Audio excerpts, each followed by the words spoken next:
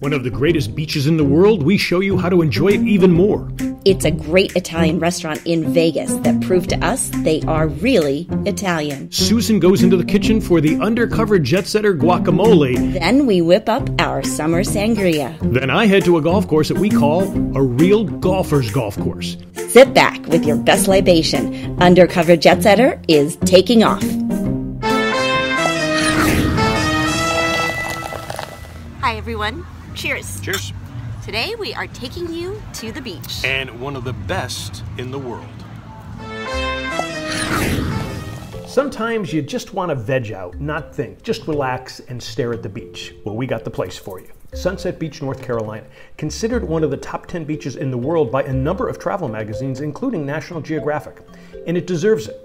Sunset Beach is a great vacation getaway, spring, summer, or fall.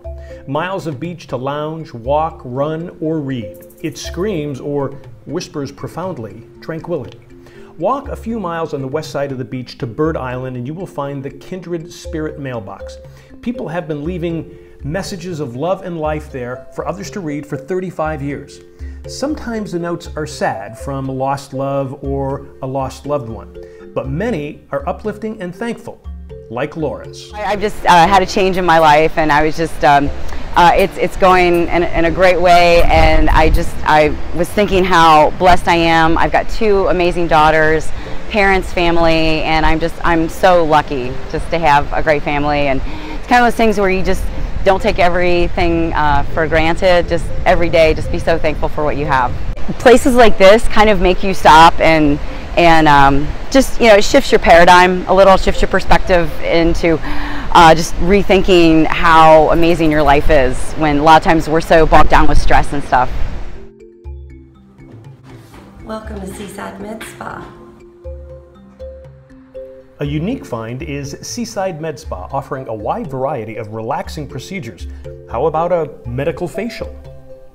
The medical facial is similar to your signature facial. However, it's a little more involved as far as cleansing, extraction, looking at what the skin actually needs, and using the ultrasonic spatula, which is a really big part of that procedure. Why not a spruce and lift with some Botox, since Seaside Med Spa is run by actual physicians? Being the only medical spa here, what differentiates us from other spas that may be in the area? We're a physician-owned and operated practice, so not only do we do an array of aesthetic procedures like facials and waxing, we also have Botox and Dysport and fillers, and we do microneedling and chemical peels, those things that require a physician. Seeing the doc never felt so good, and on vacation too. Now, once you look good, take care of those taste buds. For unique wines, not in the grocery stores, head to nearby Calabash to Unique Pairings. We tried this Sicilian Chardonnay Stamari. Light, crisp, tart, a touch of pear and peaches, great with fish. Another great summer wine is the Pampelune Rosé from France. It screams red grapefruit. You could even use it in a mixed drink with equal parts of vodka and a splash of tonic. They also carry a fabulous Clos Duval Pinot Noir from Carneros. Hey, it's a Pinot Noir from Carneros. What else do you need to know? And how about this? Owner Kimberly Macaron tells us, not only do they make sure to have unique brands, but also competing prices with store-bought brands. And they offer craft beers too. Now how about food? You can't go wrong with a couple of restaurants that aren't just regular beach fare. Right here in Sunset Beach is La Cucina. We started with a clams casino, very nice, traditional, with a little bit more of a citrus bite. We then had the saucy shrimp as an appetizer, made with local shrimp and sauteed with fresh tomatoes, spinach, garlic, and white wine sauce. We also had the pork chop Marcella with sauteed onions and roasted red peppers on pasta. This was very pleasing and very filling. The highlight might have been the shrimp gorgonzola. The shrimp took on the taste of the wrapped prosciutto and sun-dried tomatoes. It rested in broccoli and on a bed of pasta along with a cheesy sauce with that gorgonzola bite. Nice. A spot we found on a previous episode that will thrill foodies is Jinks Creek in Ocean Isle Beach. The upstairs tiki bar is perfect for the summer with fun and drinks, and their wine selection is pretty good too. But if there is an addictive reason to come to Jinks, it is these oyster shooters. Raw oyster in a shot glass mixed with Tito's vodka and Bloody Mary mix, rimmed with Old Bay. Now I could drive over here for 12 of these and call it a night. Jinks Creek does crab cakes really well. In other words, not filler instead of crab. You can get it a couple of ways. We tried it on a salad and then also as a full meal with asparagus and mashed potatoes. Both very good. Another foodie delight was the bacon-wrapped peppered tuna steak. I got mine lightly seared. It was perfect. If you want to stay on the beach on the island, there are plenty of houses to rent, especially for a big gathering. Or you may want something quaint just for the two of you. Then stay at the Sunset Inn, which is like a glamorous bed and breakfast. Well, the Sunset Inn is a 14-room B&B, kind of a cross between. I think we're a hybrid, if you will, because we're not your typical 4-bedroom historic bed and breakfast. We were new construction in 2000, but we try to run it as much like a B&B as possible. We have about 4 or 5 homemade dishes that we rotate, so we do make things here, and we have some hot dishes that we do every morning, like hash brown casserole, little quiche, and then we home make some breads. And each room also has its own storage room on the ground level to keep your beach chairs in, bicycles, if you can rent bicycles, up the road at Julie's. All to make it easy to enjoy this great beach. Sunset Beach, North Carolina, right between Myrtle Beach, South Carolina and Wilmington, North Carolina. Come veg. So you live right there. Is it really the best in the world? It's very subjective, but I would say yes, because you can run and walk for miles. For a lot of people, they might consider different beaches in Asia or Europe better, but for me, yeah, I think it's in the top 10. Well, when we come back, we take you to Vegas for a sip of the witch.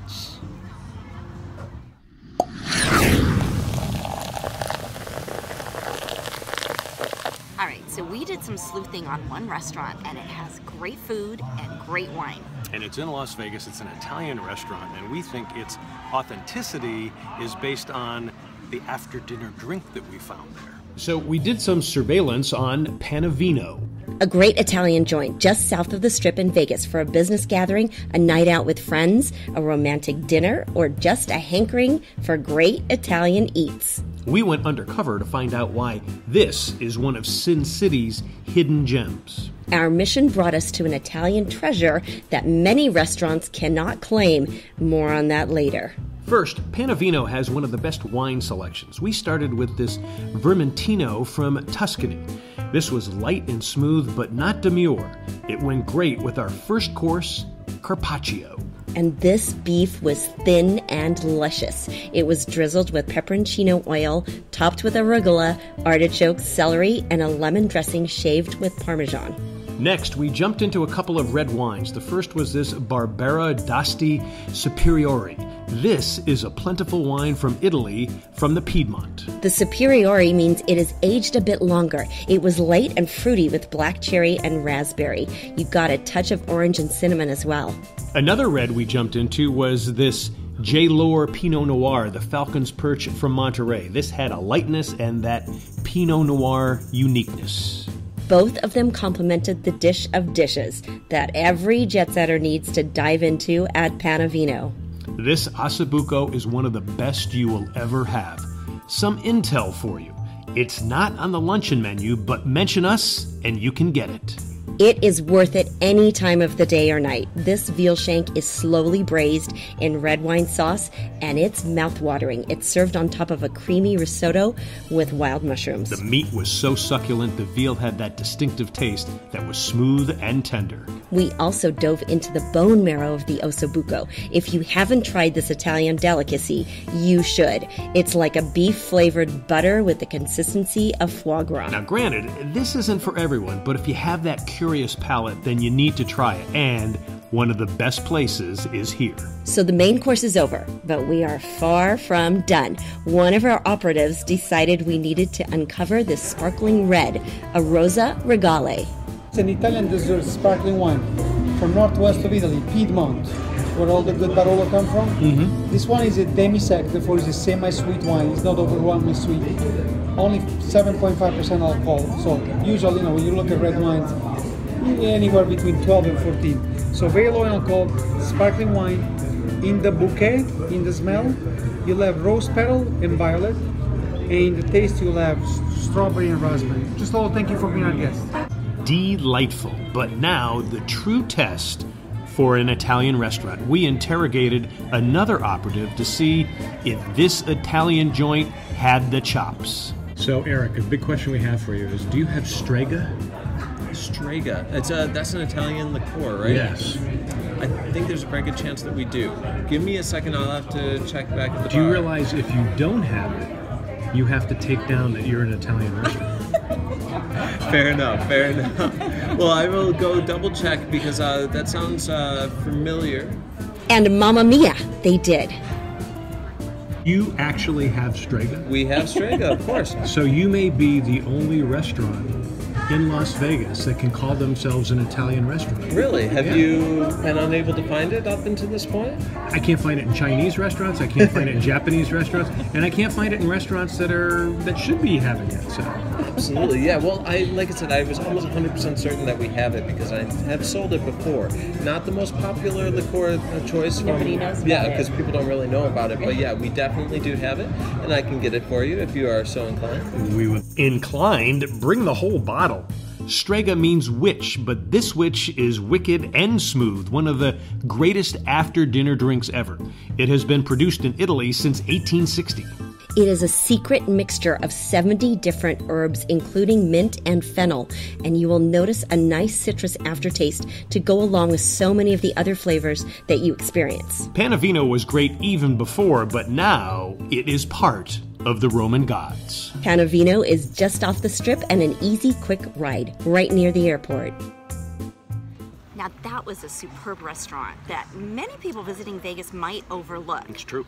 But now, the real test. Explain your Strega roots. Well, it goes back to when I was a student and I was actually in Italy. I was 21 years old. I was on the Piazza San Marco and I got served Strega, and I have been a fan ever since. And even to this day, I always ask for it. And for some reason, it's difficult to get inside the U.S. So you need to ask different Italian restaurants. So it's worth it. It's worth asking for it. Oh, it's absolutely worth it. But you are bad because you Strega shame a lot of restaurants if they don't have it. I will, and I'll even Strega shame ones that aren't Italian restaurants. Yeah, but like Chinese, Japanese sushi places. You'll Strega shame them too. But the Italian restaurants, it's even more fun. I tell them you have to take down the Italian sign if you're no longer going to have it. But what I would do is find out if, the local distributor of spirits and find out if they distribute it, and they'll tell you which restaurant to go to so you can get it. But trust me, it's good because it's a complex taste, and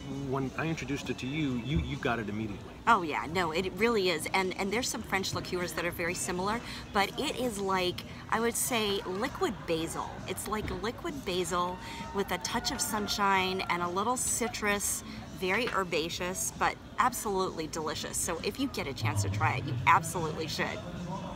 So now, let's go back to the kitchen for some guacamole and sangria.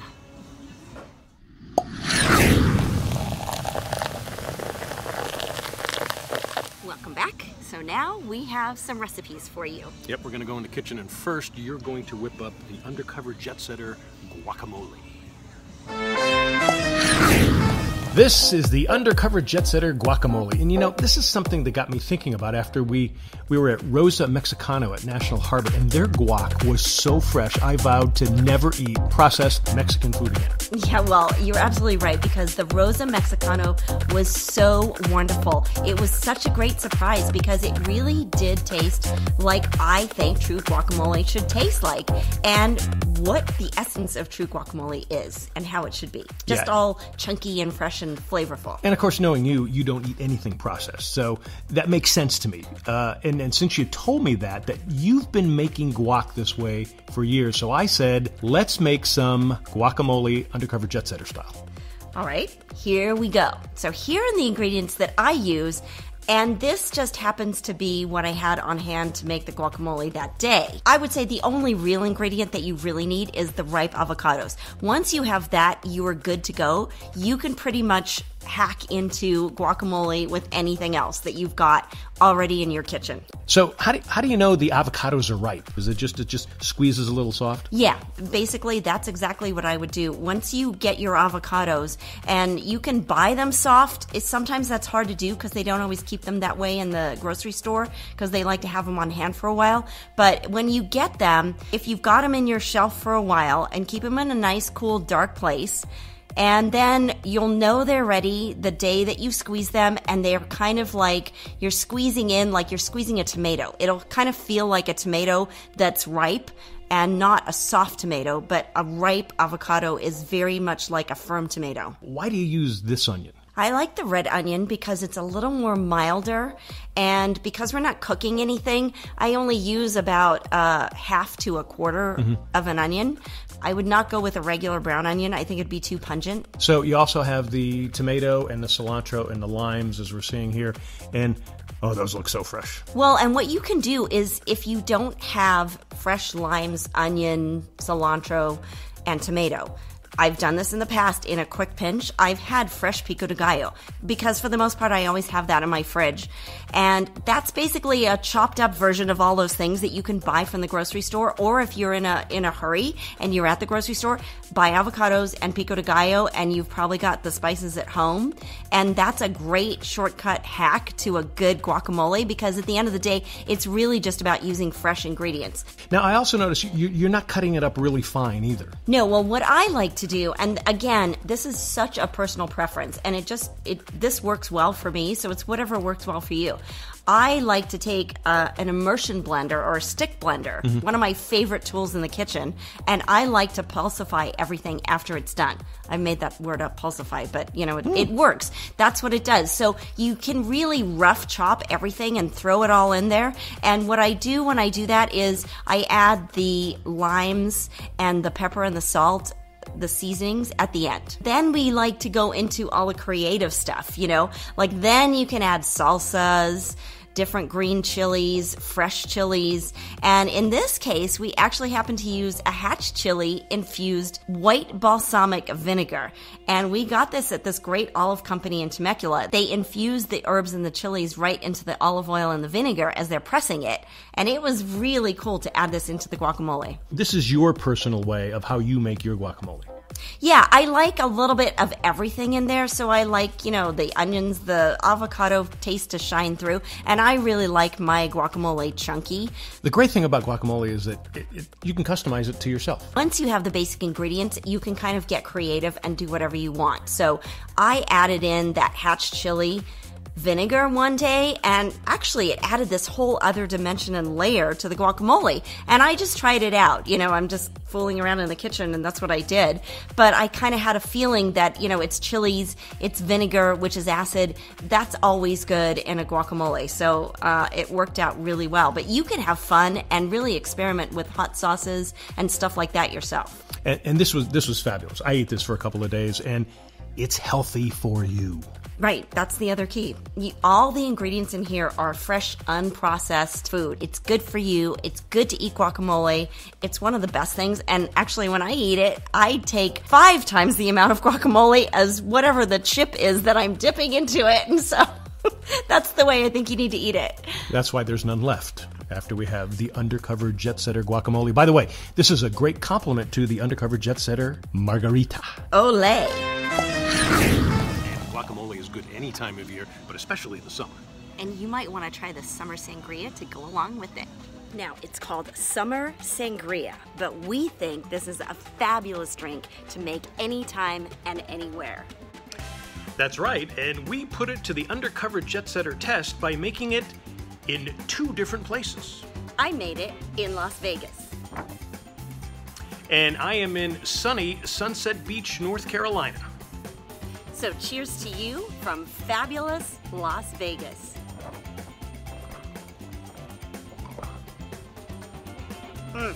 Now, I love this drink because it is tangy and fresh and citrusy, but not too sweet like many sangrias could be. What do you think?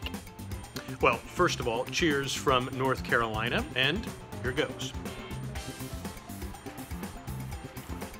Oof, you know, I agree. I still taste a bit of that rosé in there. This is a great combo for the tropics or certainly on a summer day. So there you have it, the perfect sangria no matter where you are. So now let's find out how you make it. First, assemble your ingredients. You'll need a pitcher, 1 lime, 1 orange, and 1 grapefruit. Then get the fun stuff. Pink grapefruit vodka, a decent rosé wine, one that you would consider sipping, and pink or red ruby grapefruit juice. Now quarter your lime, orange, and grapefruit and pile them into the pitcher. Next, add 1 cup of pink grapefruit vodka. We like to chill it in the fridge or freezer first. Then add 1 cup of pink grapefruit juice.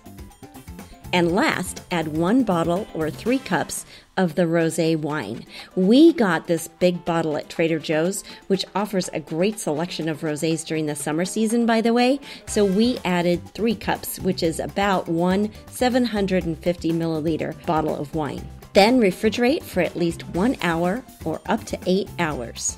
Serve over ice in a pretty sangria goblet and garnish with a mint sprig if you like. Check out this cocktail recipe and more on undercoverjetsetter.com. Oh, simple and easy to do. Yours was much more elegant than my sangrias. Mine is just, I just go into the freezer and pull out anything I can and throw them in. Well, yes, and yours are kind of more like frozen leftover sangrias. And this one, it's very citrusy and tart, which I like that because it's not syrupy sweet. It uses a rosé, which is a great summer wine, and then the grapefruit vodka really adds that touch of tang and makes it so cool. Yeah, very, very elegant. No doubt about that. All right, when we come back, we're going to go to a golf course where serious golfers love to play.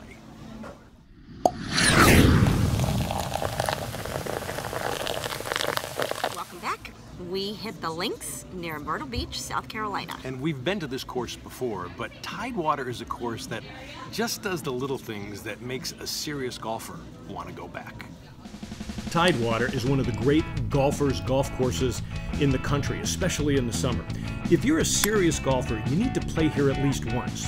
Sure, it feels like a country club, but you can play it. The views are great. The course has some holes Parkland style with Carolina pines lining the fairways. Then they have the holes along the salt marshes and the Intracoastal Waterway that are spectacular, even on cloudy days, with a breeze for those hot summer days. But here's where Tidewater lures the golf nut who wants that memorable experience. First, the greens are superb even in the summer heat. That's because during the winter, Tidewater does this. If we get a rare freeze or frost down here, Tidewater staff protects and covers the greens. That keeps the roots healthier and deeper all year round. You can see more of this on a video on their website.